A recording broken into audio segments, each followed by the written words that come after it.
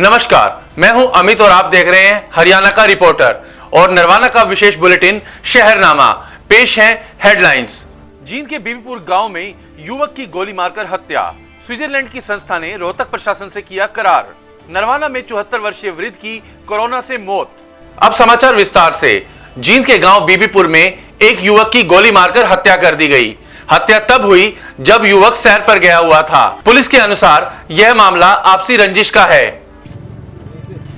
हरियाणा के जींद के बीबीपुर गांव में उस समय दहशत फैल गई जब सैर पर निकले एक युवक की सरेराह गोली मारकर हत्या कर दी गई। सूचना पाकर सदर पुलिस मौके पर पहुंची और शव को कब्जे में लेकर कार्रवाई शुरू कर दी। पुलिस के अनुसार यह हत्या आपसी रंजिश में की गई। सदर डीएसपी साधु राम का कहना है कि घटना की सूचना पाकर सदर थाना पुलिस मौके पर पहुंची और मामले की जानकारी ली। आज सुबह इतला मिली थी कि बीबीपुर में एक लड़के की गोली मारकर हत्या कर दी गई है, जिस पर सदर थाना पुलिस और हम मौके पर पहुंचे थे। एक लड़के की डेड बॉडी गांव के स्कूल के पास सड़क के साथ पड़ी थी, जो उनके वारसात भी साथ में थे।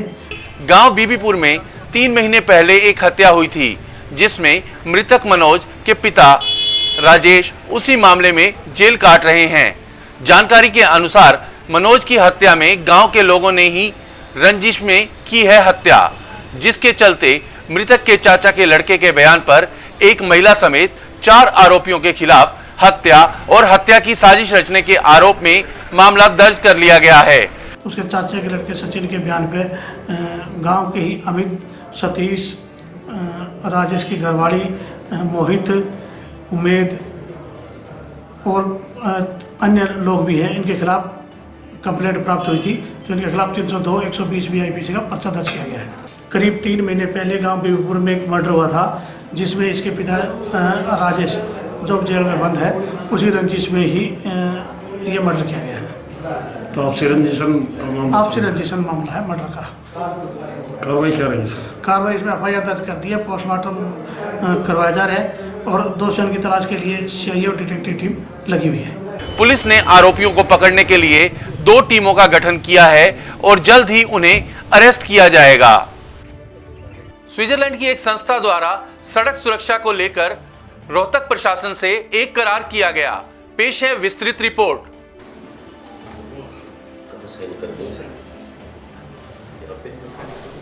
स्विट्जरलैंड की बॉटनर फाउंडेशन के अंतर्गत काम करने वाली WRI संस्था ने सड़क सुरक्षा के लिए रोहतक जिला प्रशासन से करार किया है। इस करार पर रोहतक के DC कैप्टन मनोज कुमार व SP राहुल शर्मा ने हस्ताक्षर किए।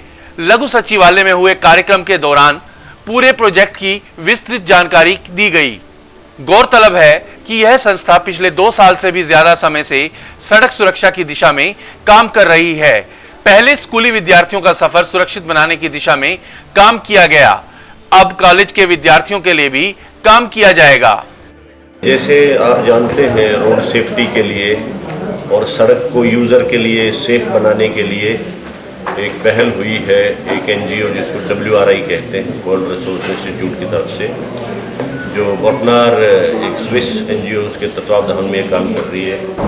इसमें हम सब लोग पार्टनर्स हैं।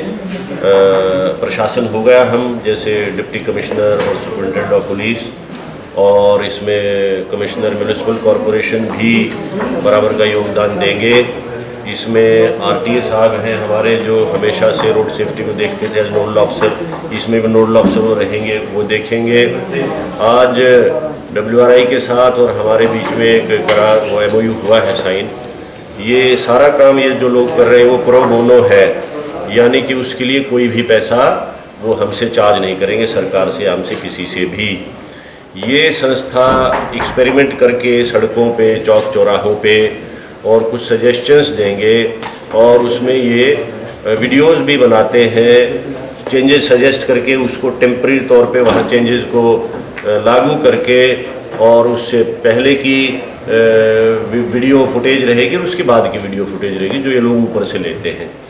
ऐसा प्लान ये लोग बनाकर, यदि इनको लगता है कि कोई परिवर्तन आया है पहले और बाद की स्थिति में, वो सरकार को सौंप देते हैं हमारे माध्यम से, और वो चीज़ मुफीद लगेगी तो फिर उसको हम संबंधित महकमे के मार्फत करवाएंगे।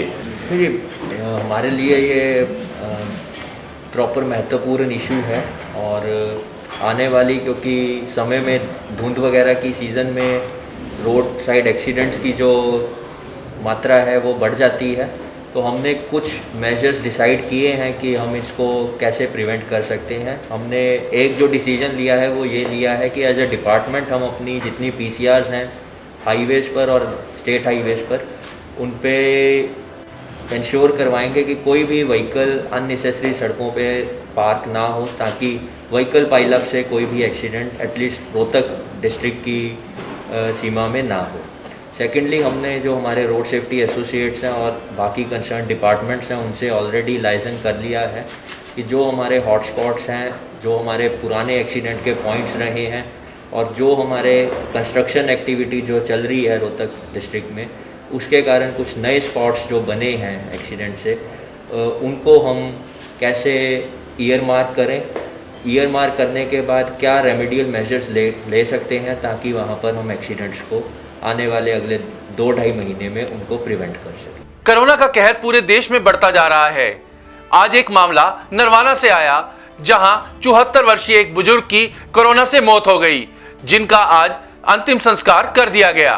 देश भर में कोरोना पॉजिटिव लोगों की संख्या बढ़ती ही जा रही है। नरवाना के 74 वर्षीय एक वृद्ध भी कोरोना पॉजिटिव हो गए थे, जिनकी कल मृत्यु हो गई। आज 74 वर्षीय वृद्ध का अंतिम संस्कार नरवाना में हो गया। नरवाना की मेला मंडी में नई फसल आनी शुरू हो गई है।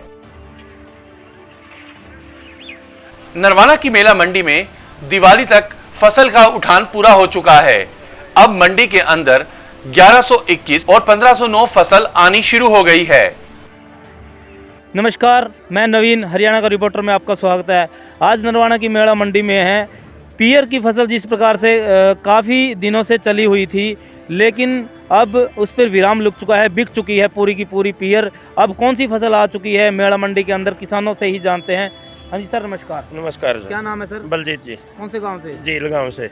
अच्छा, पियर की फसल है वो खत्म हो चुकी है? वो खत्म हो सके। 11-25 चल रही है, 11-21 चल रही है, बनास्पति चल रही है। रेट क्या चल रहा है जी? ये 2700, 2800, 2900 लगे, मुच्छल भी बिकने लग रही। अच्छा, कितने टाइम तक चलेगी जी अब ये चलेगी जी 1.5-2 महीना लगता है। 2 महीने चलेगी।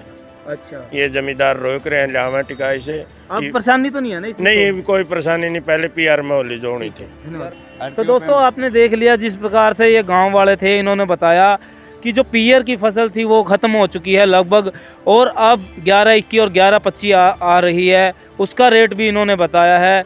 अब सीज़न जैसे जैसे बढ़ता जाएगा, 1.5-2 महीना लगेगा और जो इनका काम है वो धीरे धीरे कम होता जाएगा। PGIMS के वाइस चांसलर OP कालरा ने कल एक प्रेस वार्ता का आयोजन किया। PGIMS के वाइस चांसलर OP कालरा ने कल एक पत्रकार वार्ता का आयोजन किया। पत्रकार वार्ता को संबोधित करते हुए उन्होंने बताया कि 19 नवंबर को रोहतक PGI के प्रांगण में 66 करोड़ की लागत से सभी हाईटेक सुविधाओं से तैयार मॉड्यूलर OPD का शुभारंभ केंद्रीय स्वास्थ्य मंत्री हर्षवर्धन करेंगे। साथ ही 20 नवंबर को रोहतक PGI में तीसरे फेज की वैक्सीन का भी ट्रायल शुरू होगा। ये जो है, जो OT ICU ब्लॉक है, ये हमारा अब तक का पिछले 60 साल का मेजर बिल्डिंग बनने के बाद का सबसे बड़ा प्रोजेक्ट है। ट्रॉमा सेंटर बनाने में हमारे करीब 24 करोड़ के करीब खर्च हुए थे। MCH ब्लॉक के अंदर करीब 12.5-13 करोड़ खर्च हुए थे। इसके अंदर 57 करोड़ रुपया खर्च हुआ है, और ये पैसा हमें प्रधानमंत्री स्वास्थ्य सुरक्षा योजना के तहत 2011 के अंदर सैंक्शन हुआ था। 9 में हुआ था, लेकिन 11 में फाइनल अप्रूवल आई थी, पैसा सैंक्शन जो हुआ था।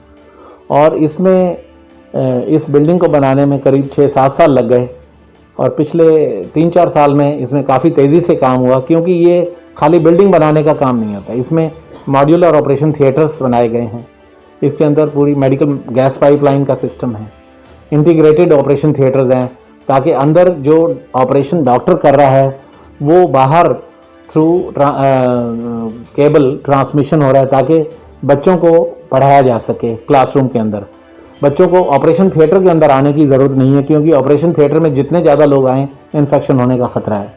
इसके अलावा हम ये भी इसमें प्रावधान कर रहे हैं कि वहाँ से लिंक एस्टैब्लिश करके इवन बड़े लेक्चर थिएटर 5 के अंदर भी ट्रांसमिशन किया जाए, और वहाँ पर भी 200-250-300 बच्चों को या और दूसरे सेंटर्स में भी ट्रांसमिशन किया जाए।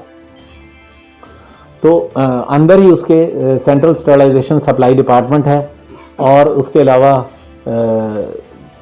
वहाँ पर एक पेशेंट अटेंडेंट वेटिंग एरिया भी बनाया जा रहा है और सारा पैसा इसके लिए केंद्रीय सरकार ने दिया है और इसके लिए जो इक्विपमेंट परचेज़ किए गए हैं वो भी सेंट्रल गवर्नमेंट ने ही परचेज़ किए हैं।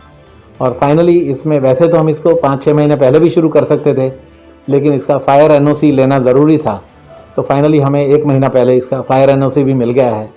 तो अभी टू बिगिन विद हम इसको as mega covid ICU use कर रहे हैं, लेकिन आने वाले समय के अंदर जब हमें कोविड का रश कम हो जाएगा तो हम यहाँ पर ऑपरेशन थिएटर्स भी शुरू कर देंगे और उससे हमारा जो पुराने ऑपरेशन थिएटर्स हैं वहाँ पर हम और वार्ड बना सकते हैं और हाई डिपेंडेंसी यूनिट बना लेंगे। ये हमारा प्लान है।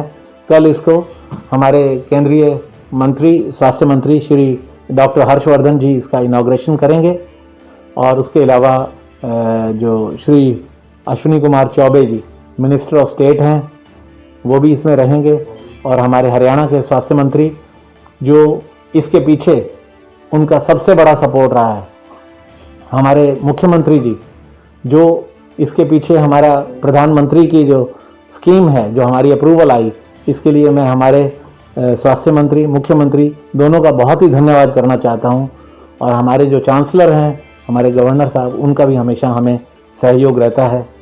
तो स्वास्थ्य मंत्री जी अम्बाला से जुड़ेंगे या चंडीगढ़ से, वो देखा जाएगा कि ये कल का इनॉग्रेशन प्रोग्राम जो है ये 3:45 से लेके 4:45 तक।